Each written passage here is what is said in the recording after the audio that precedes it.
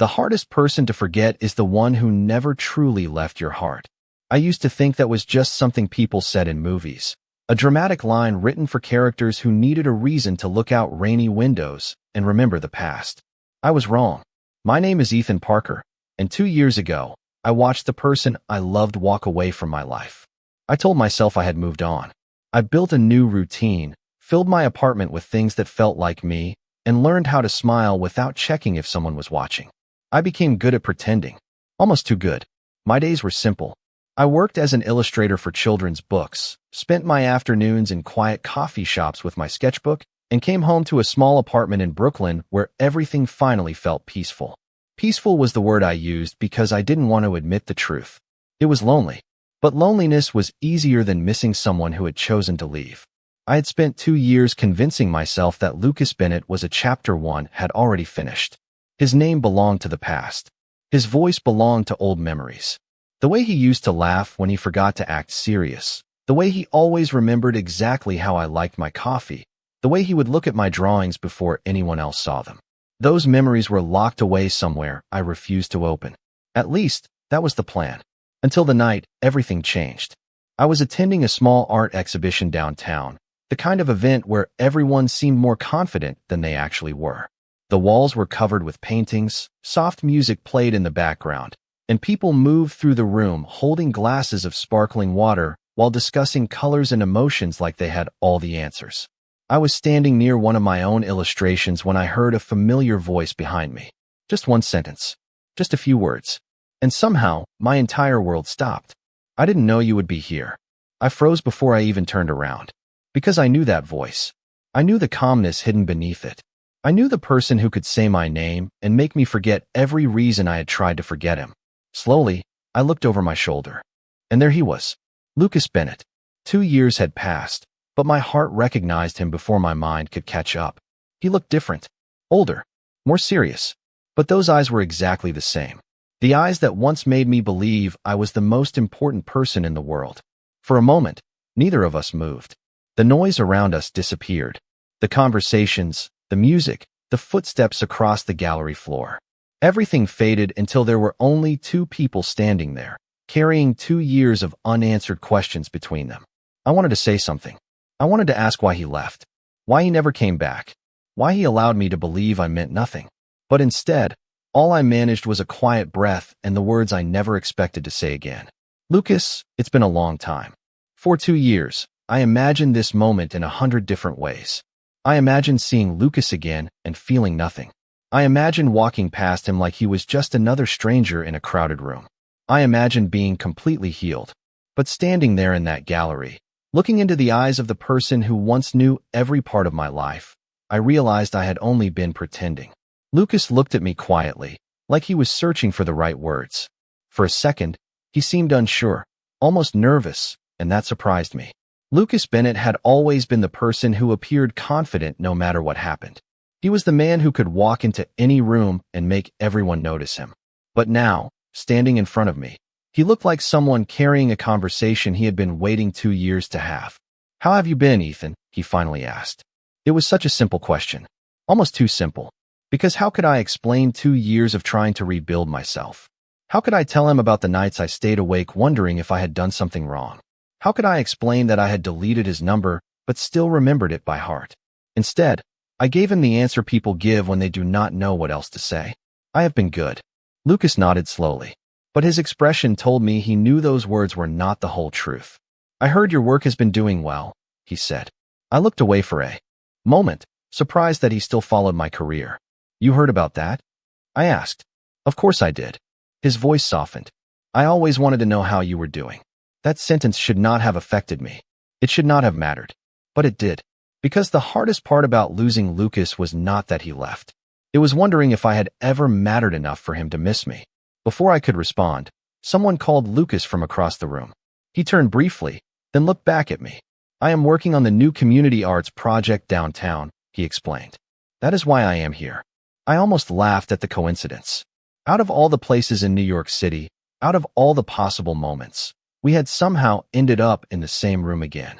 "I guess we have a habit of meeting when we least expect it," I said. A small smile appeared on his face. It was the same smile I remembered, the one that used to make ordinary days feel special. Maybe we do. For a moment, I forgot the distance between us.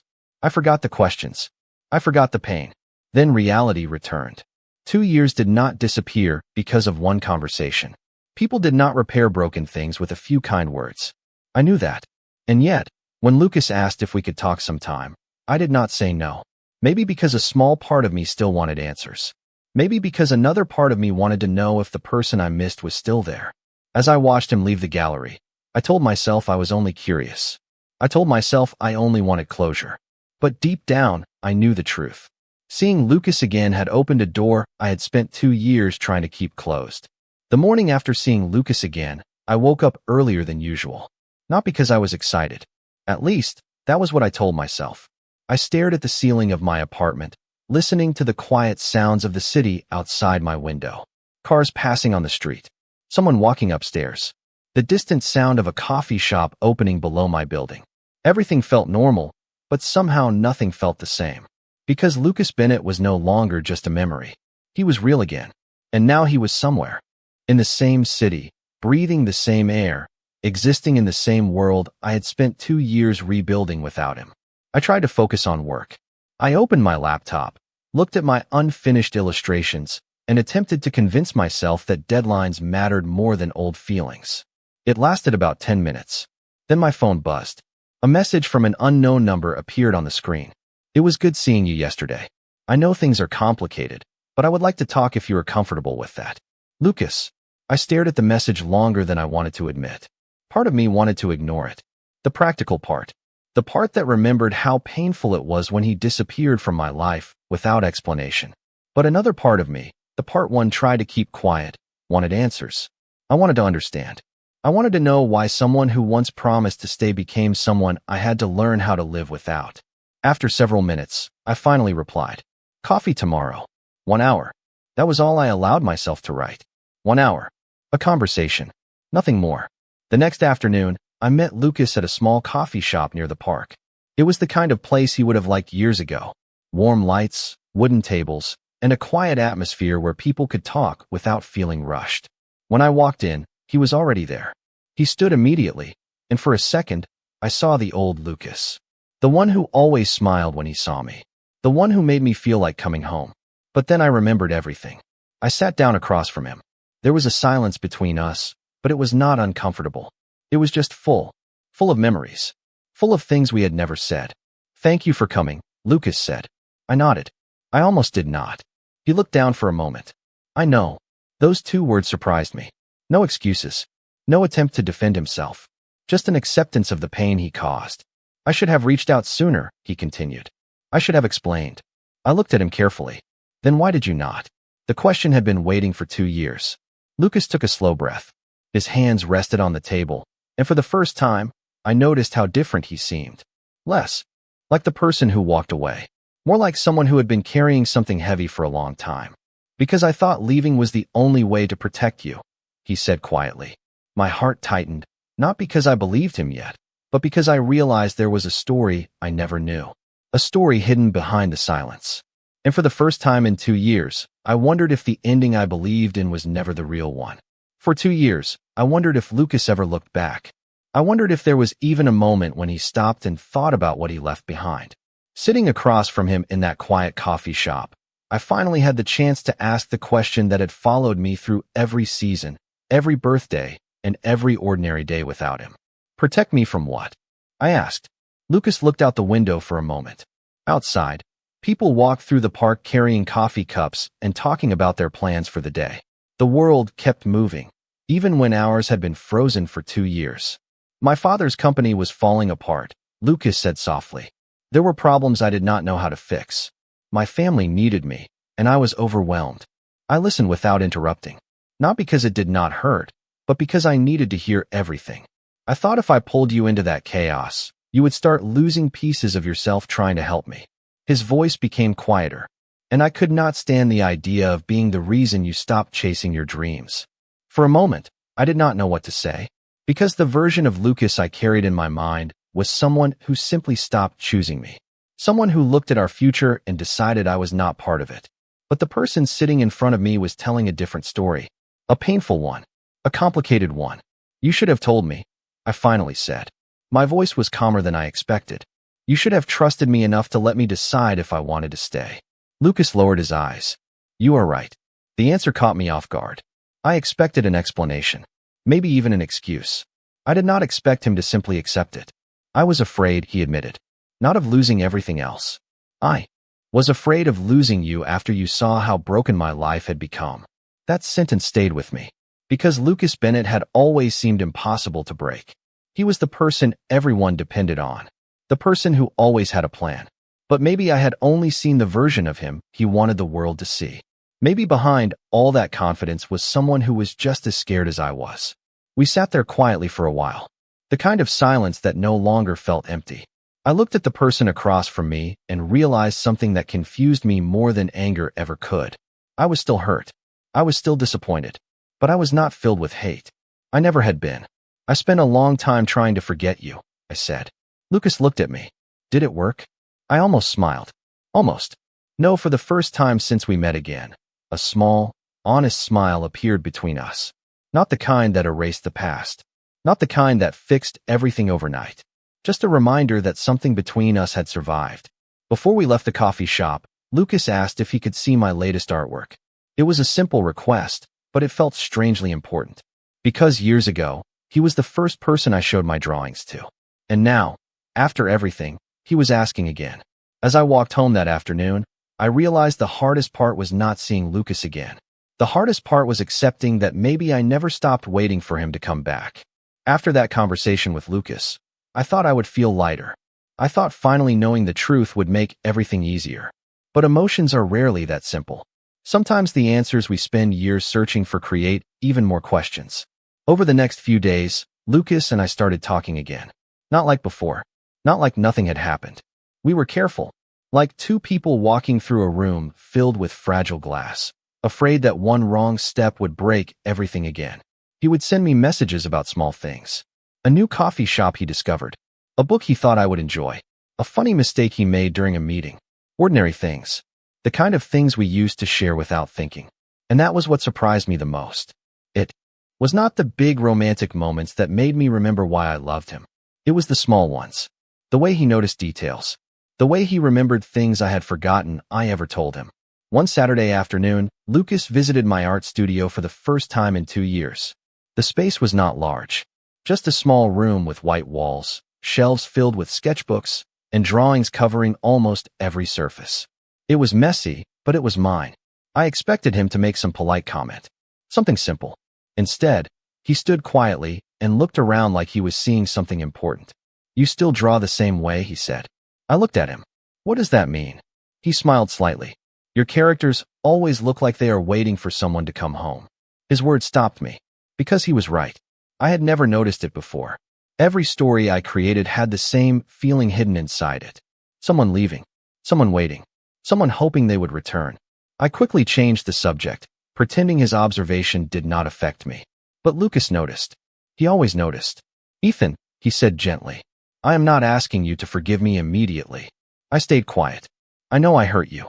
I know an apology cannot erase 2 years of wondering what happened.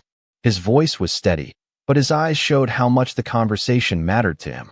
I just want the chance to show you that I am not the same person who walked away. That sentence stayed with me. Because part of me wanted to believe him. Another part of me was afraid of believing anything again. Trust was not something that returned just because someone came back. It had to be rebuilt slowly, piece by piece. Later that evening, we walked through the neighborhood where we used to spend our weekends. The streets looked different, but somehow familiar. We passed the small bookstore where Lucas once bought me a collection of art books because he said my talent deserved better inspiration. We passed the park bench where we used to sit and talk about impossible dreams. For a moment, it felt like we were meeting our younger selves. Two people who had no idea how complicated love could become. I missed this, Lucas said quietly. I looked at him. What? He looked around, then back at me. Being around you. My heart reacted before my mind could stop it. And that scared me, because I realized the biggest challenge was not deciding whether Lucas deserved another chance. The biggest challenge was admitting that a part of me had been hoping for one too. The strange thing about reconnecting with Lucas was that I started noticing the little things again. Not the grand gestures. Not the memories from years ago. The small moments. The way he listened when I spoke. The way he waited instead of rushing to fill the silence.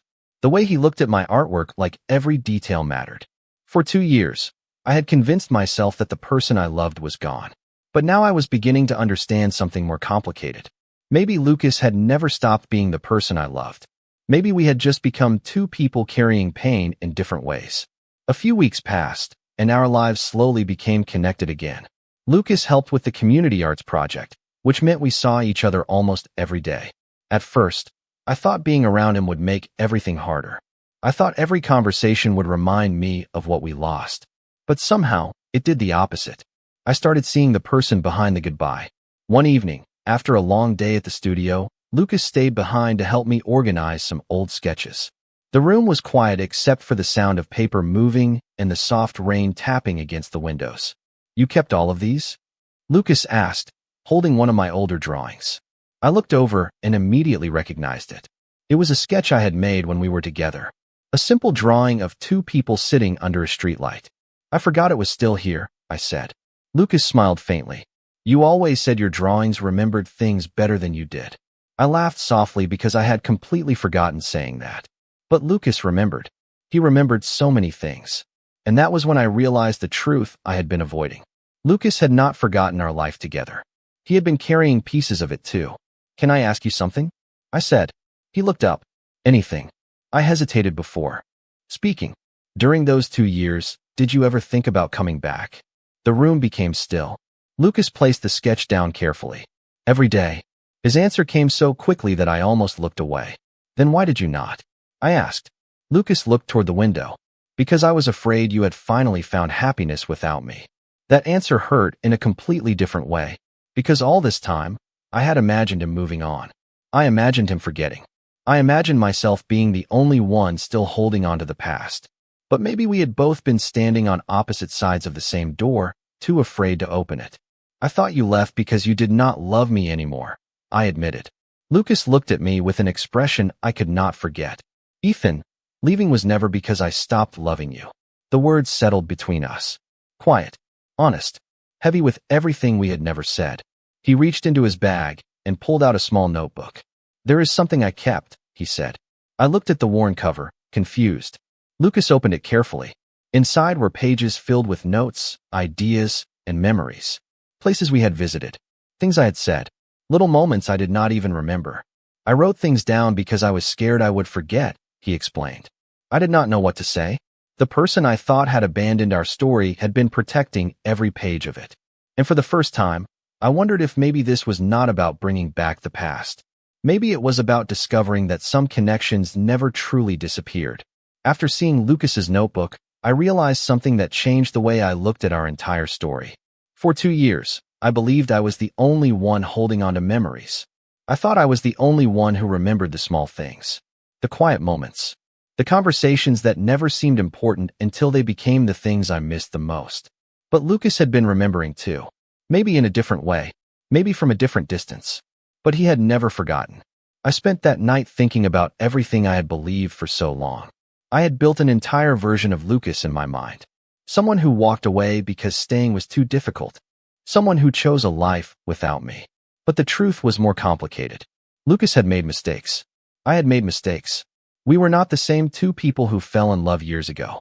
We were older now, more careful, more aware of how easily people could lose each other when they stopped communicating.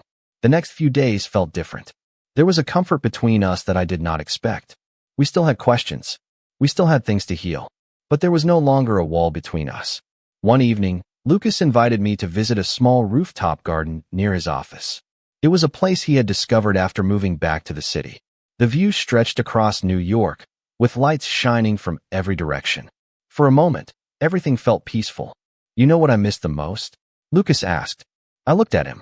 "What?" He smiled softly. "The way you looked at the world." I laughed quietly. "That sounds strange." "No," he said. "It does not. You notice things other people ignore. A person's expression. The color of the sky before a storm. The way sunlight hits an old building. You always made ordinary things feel important." I looked away because hearing that from him meant more than I wanted to admit. You still remember me too well? I said. Lucas looked at me for a moment. I tried not to. That answer made me smile. Because I understood. I had tried too. We both had spent years pretending we were stronger than our feelings. But some connections were not easy to erase. I am scared, I admitted. The words surprised me because I had not planned to say them. Lucas did not interrupt. He waited. I am scared that I will trust you again and lose you again. His expression softened. That is fair. No argument. No promise that everything would magically be perfect. Just understanding. I cannot change what happened, Lucas said. But I can choose what I do now. Those words stayed with me. Because love was not just about remembering the good moments. It was about what people chose after things became difficult. Before we left, Lucas handed me a small envelope. Inside was a photograph from years ago. The two of us sitting in the park, laughing at something I could no longer remember. On the back, there was a note written in Lucas's handwriting. I hope someday we find our way back. I read those words again and again. Because somehow, after all this time, we had found our way back to the same place. Not the past. Not the version of us that existed before everything changed. Something new. Something stronger. And for the first time, I allowed myself to believe that maybe starting over did not mean forgetting what happened. Maybe it meant finally understanding why we lost each other in the first place. The closer Lucas and I became again, the more I realized that rebuilding trust was not about pretending the past never happened. It was about facing every fear we had avoided. For a while, things felt almost easy. We worked together, shared conversations after long days, and slowly created new memories that belonged only to us. But then life reminded us that second chances were not always simple. One Monday morning, Lucas asked if we could talk after work. The moment I saw the serious expression on his face, my heart immediately became uneasy. It was a familiar feeling. The same feeling I had 2 years ago when I realized something between us was changing. We met at a quiet restaurant near the park. Lucas sat across from me, looking thoughtful. I got an offer, he said. I waited. A major architecture firm in Chicago wants me to lead a new project. For a moment, I felt happy for him. Lucas had always worked hard for his dreams. He deserved opportunities like this. But then another feeling appeared. Fear. A small voice in my mind whispered the question I did not want to ask. Would he leave again? Lucas noticed my silence. Ethan. I looked at him. I know what you were thinking. I looked down at my hands. Do you? He nodded. You think this is happening again? I did not answer because he was right. I hated that a part of me still expected people to leave. I hated that the past could still reach into the present and make me afraid. I am happy for you, I finally said. But I am scared. Lucas leaned forward slightly. Thank you for telling me. That response surprised me. The old Lucas might have tried to solve the problem alone. He might have decided what was best without asking what I wanted. But this time he listened. 2 years ago, I made a decision for both of us, he said quietly. I thought I was protecting you, but I was really taking away your choice. I looked at him. I do not want to do that again. Those words mattered. Because the person sitting in front of me was showing me something I had not seen before. Change. Not through promises. Through actions. What happens if you go? I asked. Lucas was quiet for a moment. Then we figure it out together. Simple words. But somehow, they meant everything. Because love was never about finding someone who would never face challenges. It was about finding someone willing to face them with you. That night, I walked home with a lot to think about. I still felt nervous. I still had doubts. But something was different. 2 years ago, Lucas disappeared because he believed he had to carry everything alone. This time, he was asking me to stand beside him. A few days later, we walked through the city after work, talking about possibilities. Not endings. Not goodbyes. Possibilities. And I realized something important. The person I was afraid of losing was no longer the same person who left. Lucas had learned how to stay. And maybe I had learned how to trust again. For the first time in a long time, I stopped wondering if the future would take something away from me. I stopped waiting for the moment when everything would fall apart. Maybe that was the biggest change of all. Not that my life became perfect, but that I finally learned to believe in something good without being afraid of losing it. A few months passed after Lucas accepted the project in Chicago. The decision was not easy, but it became something we faced together. We planned visits, shared our schedules, and made sure distance never became silence again. It was different from before because we were different. There were no more assumptions. No more disappearing when things became difficult. We talked. We listened. We chose each other every day. Before Lucas left for Chicago, he asked me to meet him at the place where we first admitted we had feelings for each other years ago. It was a small park near the river, a quiet place surrounded by trees and walking paths. The city moved around us, but somehow that place always felt separate from everything else. I arrived early and smiled when I saw the same bench where we used to sit for hours talking about our dreams. When Lucas arrived, he was carrying a small box. "What is that?" I asked. He smiled. "Something I should have given you a long time ago." Inside was a collection of drawings. My drawings. The ones I had created during the years we were apart. I looked through them carefully and realized something. Lucas had collected every piece of my work he could find. "You kept these?" I asked. He nodded. "I wanted to remember the person you were becoming." I looked down at the drawings, feeling a familiar warmth in my chest. 2 years ago, I thought our story ended because someone left. But maybe endings were not always what they seemed. Sometimes people needed time to understand what they had. Sometimes people needed to lose their way before they learned how to come home. "I am still scared sometimes," I admitted. Lucas smiled gently. "Me too." I laughed softly because it was not the answer I expected. "You are." "Of course," he said. "I am scared of making mistakes. I am scared of hurting you again. But I do not want fear to make my choices anymore."